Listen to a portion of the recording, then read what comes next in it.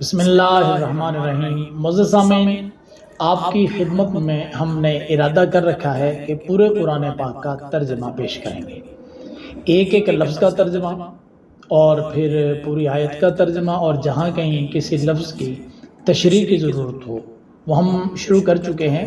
سورہ بقرہ پر ہم جا رہے ہیں، لیکن اس کے ساتھ ساتھ وہ لوگ جو ہمارے چینل پر عربی گرامر پڑھ رہے ہیں ان کے لیے صرف اور نحو کا اجرا یہ بھی ہم ساتھ ساتھ کروائیں گے۔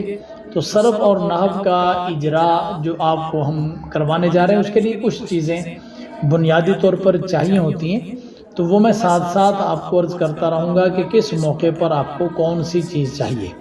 ہمارے پاس بسم اللہ الرحمن الرحیم یہ آیت موجود ہے، ہم اس میں بنیادی صرف اور نحو کا اجرا کرنے جا رہے ہیں۔ تو دیکھیے جناب، سب سے پہلے ہمارے پاس ہے بسم اللہ الرحمن الرحیم میں بسم اللہ با کیا چیز ہے؟ ہم نحو کی بات کر رہے ہیں۔ یاد رکھیے کہ کچھ حروف ایسے ہوتے ہیں جو عامل ہوتے ہیں۔ عامل کا مطلب یہ ہے کہ وہ دوسرے پر اثر کرتے ہیں، با ان حروف میں سے ہے۔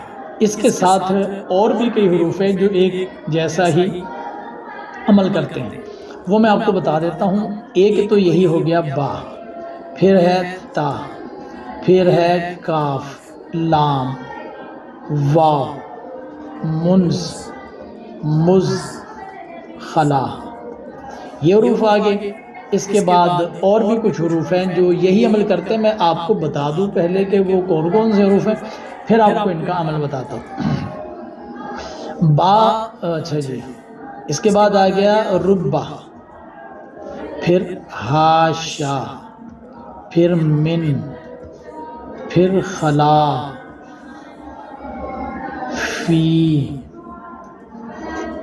عن، علا، حتی، الا۔ یہ حروف ہیں ایک ہی جیسا عمل کرتے ہیں۔ وہ عمل کیا کرتے ہیں جان لیجئے۔ یہ نمبر ایک اسم پر داخل ہوتے ہیں، یعنی یہ جب بھی آئیں گے ان کے بعد اسم ہوگا۔ یہ کبھی فعل پر عمل نہیں کرتے، نہ ہی فعل پر داخل ہوتے ہیں۔ جب یہ اسم پر داخل ہوتے ہیں تو آ کر اسم کے اندر کیا رد و بدل کرتے ہیں، جانیے اپنے مدخول کو، یعنی یہ داخل ہوں گے تو جس پر داخل ہوں گے وہ ان کا مدخول ہوگا، جر دیتے ہیں، یعنی جس اسم پر یہ داخل ہوں گے اس کو جر دیں گے۔ جر کا آپ نے صرف و نحو پڑھ رکھی ہے، تو جر کا مطلب تو ظاہر آپ سمجھے ہوں گے۔ یہاں اتنا سمجھ لیں کہ جس اسم پر داخل ہوں گے اس کے نیچے آخری حرف کے نیچے زیر لگا دیں گے۔ ابھی یہ سمجھ لیں، پھر جیسے جیسے آگے چلیں گے میں آپ کو بتا دوں گا۔ با، تا، کاف، لام، واو، یہ سارے اسم پر داخل ہوتے ہیں، اس کو جر دیتے ہیں۔ میں جگہ جگہ پر آپ کو رک رک کر یہ باتیں بتاؤں گا۔ لیجئے سر، یہ با ہو گیا، یہ والا با، یہ با یہ آیا ہوا ہے اس نے، یہ دیکھو یہ اسمی، یہ جو بسمی میں ہے نا، یہ اصل میں تھا اسمی، تو یہ حمزہ جو ہے یہ گر چکا ہے، تو با کو اس کے ساتھ جوڑ دیا گیا، بسمی۔ اگلی بات یہ سمجھیں کہ یہ با داخل ہوا، یہ دیکھیں یہ اسمی کے آخر کو جر دیا، یہی ہم نے آپ کو بتایا کہ اپنے مدخول کو جر دیتے ہیں، تو اس نے جر دے دیا ہوا ہے اپنے مدخول کو۔ ایک بات یہاں ختم ہوئی۔ اسمی یہ کیا چیز ہے؟ اسمی جو ہے اس کے بارے میں ہم کہیں گے کہ یہ اسم ہے اور اس میں متمکن ہے، غیر متمکن نہیں ہے۔ اور اس میں متمکن کی 16 جو اقسام ہیں ان میں سے مفرد، منصرف، صحیح ہے۔ اور آپ کو یاد ہوگا کہ مفرد منصرف صحیح کا جو اعراب ہوتا ہے وہ یہ ہوتا ہے، مورب با حرکات ثلاثہ لفظیہ۔ یہ کیا مطلب کہ جب ان کے اوپر جو بھی اس میں متمکن ہوگا اس کے اوپر جب بھی کوئی جر دینے والا آئے گا تو لفظی طور پر اس کے نیچے زیر آ جائے گی، جر آ جائے گا۔ نصب دینے والا آئے گا تو اس کو نصب مل جائے گا، اور رفع دینے والا آئے گا تو رفع مل جائے گا۔ یہاں یہ تو اس کا جو ہے نا عمومی اعراب آ گیا، معرب بحرکات ثلاثہ لفظیہ۔ یہاں پر عبارت میں کیا ہے تو ہم کہیں گے دریجہ، اس جگہ پر مجرور بکسرہ لفظاً، یہاں پر عبارت کے اندر یہ مجرور ہے اور مجرور کسرہ لفظی کے ساتھ آیا ہوا، یہ دیکھ لیں۔ اور اگلی بات ہم یہاں پر یہ بتائیں گے کہ یہ مجرور کیوں ہوا، اس کے ساتھ ہم یوں بتاتے ہیں، ہم کہتے ہیں بسبب حرف جار۔ یہ اسمی کے بارے میں ہم نے مختصر سی بات کی، اور یہ اس کو جر مل گیا با کی وجہ سے۔ ایک اور بات، اسمی، یہ اسم متمکن ہم نے کہا نا، یہ بات یاد رکھیے کہ جو اسم ہوتا ہے، اسم پر ہمیشہ تنوین آتی ہے۔ جس کو بھی آپ اسم قرار دیں گے اس کے اوپر آپ تنوین لگائیں گے، تنوین کے بغیر کوئی اسم نہیں ہوتا۔ اگر کسی کے اوپر تنوین نہ ہو تو تنوین نہ ہونے کی وجوہات، وہاں کوئی وجہ ہوگی، بلا وجہ کوئی تنوین نہیں جاتی، اسم کے اوپر تنوین موجود رہتی ہے۔ اور جب جاتی ہے کسی اسم کے اوپر، کسی کو اپنی اسم قرار دے دیا تو اب اس کے اوپر تنوین پڑے، نہیں پڑیں گے تو آپ قانون کی خلاف ورزی کریں گے۔ کیا ہوگا؟ نمبر 1، الف لام داخل ہو، جس اسم کے اوپر الف لام آ جائے اس اسم پر کبھی بھی تنوین داخل نہیں ہو سکتی۔ اور نمبر 2، مضاف، وہ اسم کسی اور اسم کی جانب مضاف ہو جائے تو مضاف پر تنوین نہیں ہوتی۔ نمبر 3، یوں بھی کر لیں چلیں، غیر منصرف، کوئی کلمہ غیر منصرف ہو تو اس پر بھی تنوین نہیں آتی۔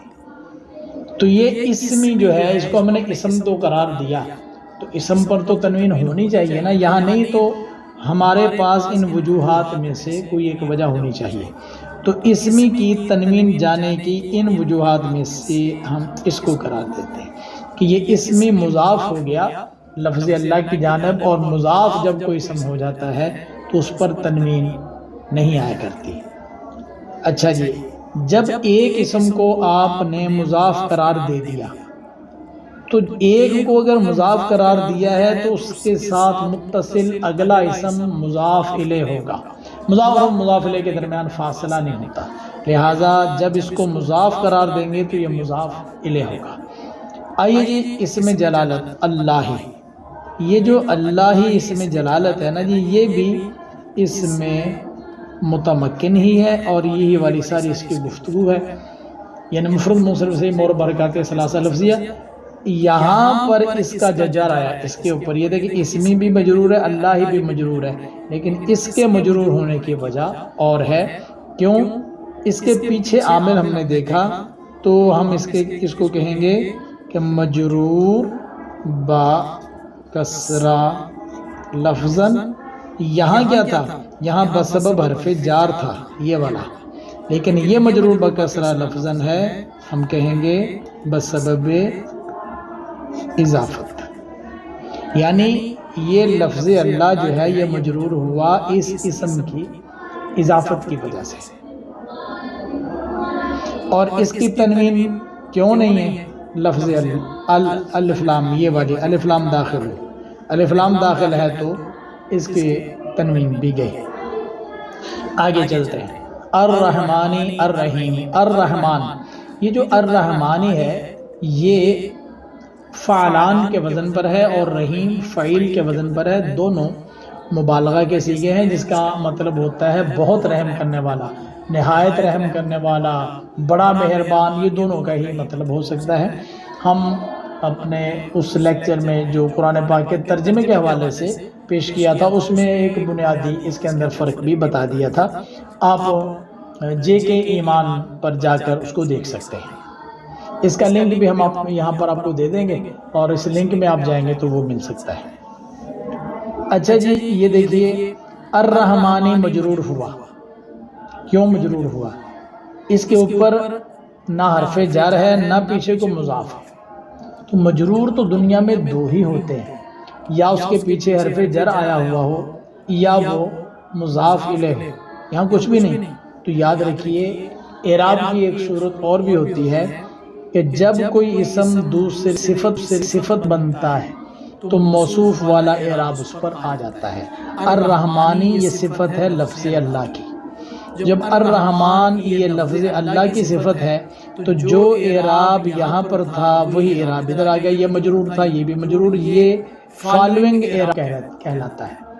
اس پر اعراب، اس پر تو جر آیا، اس مضاف نے دیا، اس پر جو جر آیا یہ اس لیے کہ اس کے ساتھ جو رشتہ داری ہے وہ رشتہ داری موصوف صفت والی ہے، تو جو اعراب موصوف کا ہوتا ہے وہی صفت کا آ گیا، اس لیے الف لام آیا، اس لیے تنوین چلی گئی۔ اور الرحیم کی بھی یہی صورتحال ہے کہ یہ یہاں سے یہاں تک یہ صفت اول ہے،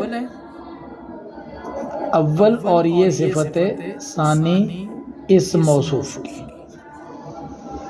تو یہ موصوف یہ اس کی پہلی صفت، یہ اس کی دوسری صفت۔ تو ہم جب ترکیب کرتے ہیں جو کہتے ہیں موصوف اپنی دونوں صفتوں سے مل کر، یعنی یہ ایک صفت یہ سارا کچھ جب ملا یہاں سے یہاں تک موصوف اپنی صفت سے مل کر یہ مرکب توصیفی ہو گیا، اتنا یہاں سے لے کر یہاں تک مرکب توصیفی ہو گیا۔ موصوف اپنی صفت سے مل کر مرکب توصیفی ہو کر پیچھے جائے گا، پیچھے اس میں کیا تھا؟ مضاف، تو یہ پورا جو ہے یہاں سے لے کر یہاں تک یہ مرکب توصیفی ہو کر پیچھے جب جائے گا تو اس کا بن جائے گا مضاف الیہ، اور یہ مضاف اور اتنا مضاف اور یہ سارا مضاف الیہ، مضاف جب اپنے مضاف الیہ سے ملے گا تو مل کر پیچھے کیا تھا؟ جار، تو یہ مل کر مضاف اپنے مضاف الیہ سے مل کر یہ بن جائے گا مجرور۔ جار اپنے مجرور سے جب ملے گا پھر کیا ہوگا؟ جار مجرور مل کر، یاد رکھیے کبھی بھی پورا جملہ نہیں بنتے، نہ جملے کا جز بنتی ہے، کسی سے متعلق ہوتے ہیں تو اس کو ہم متعلق کرتے ہیں، ہم کہتے ہیں جار اپنے مجرور سے مل کر متعلق ہوا، یہ ہے اشراء فعل کے، یہ اشراء فعل ہے جار مجرور جس سے متعلق ہوتا ہے، جس کا ترجمہ ہم کرتے ہیں شروع کرتا جی۔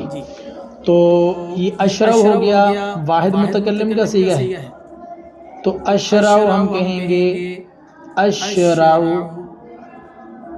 فعل، اور اس میں آنا ضمیر فاعل، ظاہر ہے کہ اشراء جب فعل ہے واحد متکلم کا صیغہ، تو واحد متکلم میں ہمیشہ جو ضمیر ہوتی ہے وہ انا ہوتی ہے، تو ہم کہیں گے اشراء فعل اپنے انا فاعل اور اس جار مجرور اس والے متعلق سے مل کر جملہ فعلیہ خبریہ ہوا۔ تو جملہ فعلیہ لفظی طور پر جملہ فعلیہ خبریہ ہوتا ہے، لیکن معنوی طور پر جملہ انشائیہ ہوتا ہے، کیونکہ اللہ تعالیٰ کی ہم حمد کر رہے ہوتے ہیں اور آغاز کر رہے ہوتے ہیں، افتتاح کر رہے ہوتے ہیں، شروع کر رہے ہوتے ہیں۔ لو صاحب یہ تھی مختصر استاد بسم اللہ الرحمن الرحیم سے متعلق۔ مجھے امید ہے کہ آپ کو، اگر آپ کو تھوڑی بہت صرف و نحو سے ہاؤ نو ہے نا، اور نحمیر یاد کر رکھی ہے، اگر نہیں بھی یاد تو کچھ نہ کچھ اندازہ ہے آپ کو، تو یہ آپ بہت آسان ہے، آپ اس اجرا کی کلاس میں خوب دلچسپی لیں، انشاءاللہ کچھ عرصے میں آپ کو از خود ترجمہ کرنے کی عادت پڑ جائے گی، خود آپ اعراب لگا لیا کریں گے، اور قرآن پاک اور احادیث طیبہ اور کوئی بھی عربی کتاب انشاءاللہ اس کا ترجمہ آپ از خود کر لیا کریں گے۔ ویڈیو اگر آپ کو فائدہ مند محسوس ہوئی ہے تو دوسروں کے ساتھ شیئر بھی کریں، اپنی رائے کا اظہار بھی کریں، اور اگر اچھی لگ رہی ہے تو بتائیں کہ آپ کو اچھی لگی ہے، یعنی کہ اس کو لائک بھی کر دیں۔